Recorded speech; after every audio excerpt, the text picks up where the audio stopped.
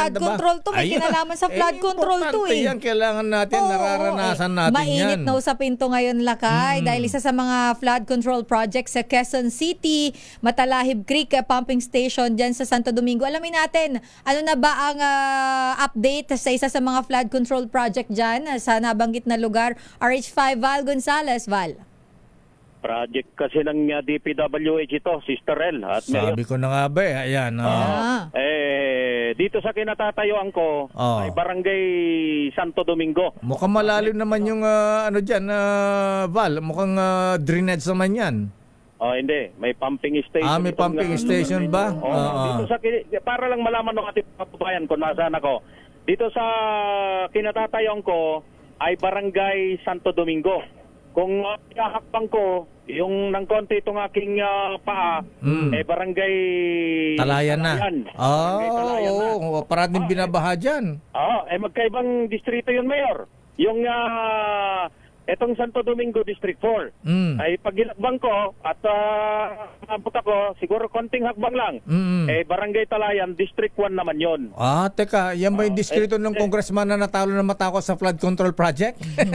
Hindi ko alam kung itong barangay ng District 4, pero yung susunod na barangay, pag ako'y lumundag, Sister El, alam mo, pag ako'y lumundag, mataas, yung District 1 yun. Akala ko pagka tumalong ka ng malakas-lakas, Pegasus na yan. Malapit-lapit din dito sa lugar dito.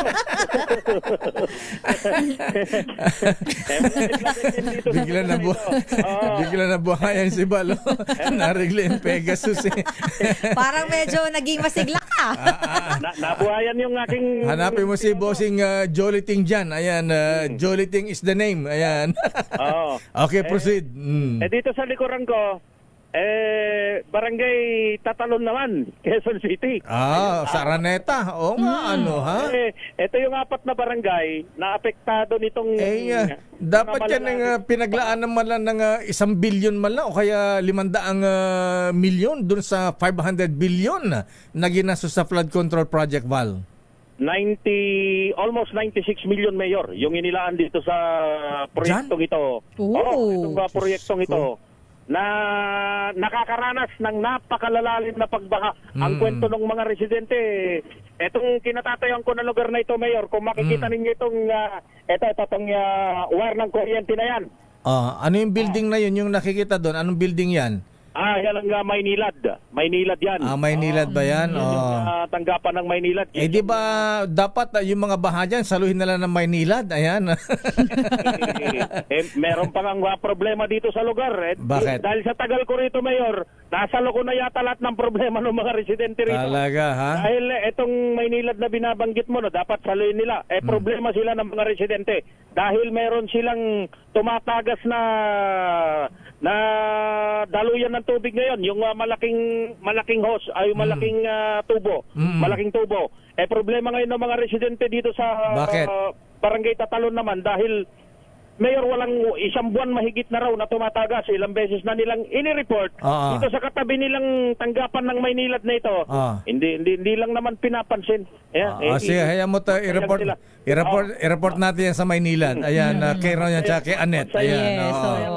Magsayang sila ng tubig. Ito yung mga lugar na ito, Mayor, rapat na mga barangay na apektado kaya ng pagbaha. Kaya siguro ay nagtayo itong DPWH National Capital Region ng isang pumping station dito sa, kung tawagin nila, Mayor, ito, yan, ipapakita ng ating pilotong si Ibrahim Gaddafi. Yan, yung Matalahib Creek na ito. Parang may parang manggahan flood control yan, ha? May ano dyan, saraduhan ng parang ang tawag dyan?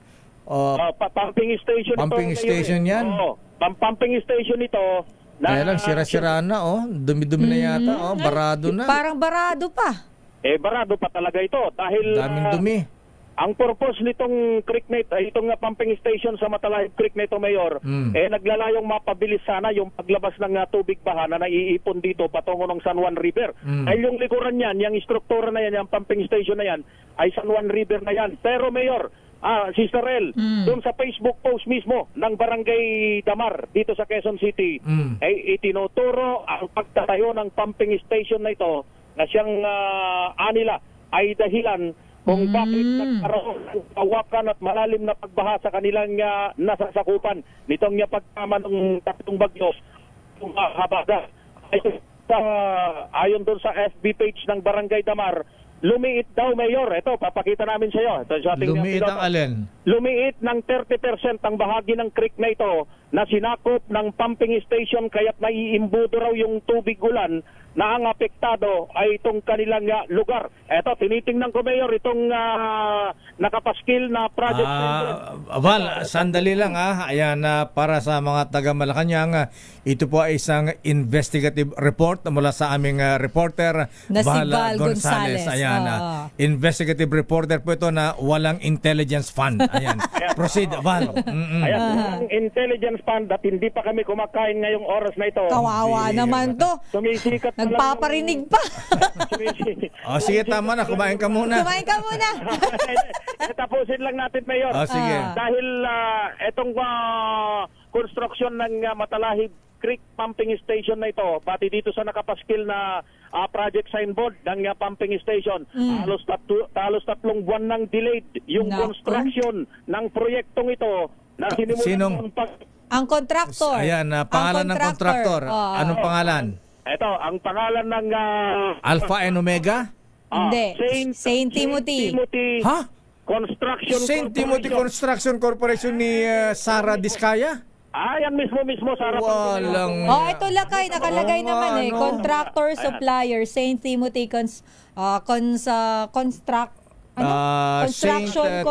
Corporation. Construction Corporation, Tsaka tama. may slash lakay Pilas Strobe. Yung kapartner nila, joint venture, Mayor. Joint venture. May naka-open and close parenthesis na JV. Big sabihin, dalawang kumpanya ito, joint venture ito, ng St. Timothy Construction Corporation at Pilas Strobe Builders and Development Incorporated. Ano yung isa? Pilas Strobe Builders and Development Incorporated. Naku, baka pinasubcon pa yan ni St. Timothy. Ayan. Mukhang gano'n lang nangyayari dahil ginamit yung lisensya ni St. Timothy tapos pinasubcon. May subcon. Ayan, hindi naman ginawa ng subcontractor. Ayan. Dapat sana, Mayor, dahil tinitingnan ko itong dito. Itong nakalagay dito sa proyektong ito. Kailan ang target na nito? Ang target na completion. Ay May 29, 2025. August na ngayon, 3 months delayed. 3 buwan nang pagpapa-implementang ito. Paging, sandali Bala, tawagan natin si Apo Secretary Manny Bonoan, di ba pag kami mga delay na ganito, may penalty yung contractor? Yes, yun yung titingnan natin ngayon. Dahil yung... magkano ulit yung project, Val? Nakalagay dyan? To be exact, 95,998,547 pesos. Ayan. Paki-zoom nga. Nanginginig yung cameraman mo. Hindi pa nag-aalmusal. Pasmado yung cameraman mo I-zoom mo nga at para for transparency. Ayan, maipakita natin sa... ayun sa taas. Wag mo nang i-zoom out, kuya. Ayan. 95,998,547. Para may isumbong natin kay Bongbong. Ayan. Sa website. Sa website ni Bongbong. Lagay nyo delayed. Kay President Bongbong Marcos. Ayan. Ayan. Alam mo ba, Mayor, at Sister El, yung sumbong ng isang residenteng kausap natin? Etong, yung taas ng signboard na yan. Ganyang kataas ang iniharang nila dito sa lugar para hindi makikita yung ginagawang construction sa loob. Pero, nung tumama itong habagat at yung tatlong bagyo, ayun, inanod ng malakas na tubig. Tinangay. Ng ulan. Tinangay. Ganyang katas yung tubig baha na nangyari o naranasan ng mga residente dito sa lugar na ito. May nagtatrabaho pa balot. Nagtatrabaho ba yan? May construction worker eh. Sino ba ang NCR District Engineer ngayon? Si Don Ramon Ang? Hindi. Si Malaluan. Ayan.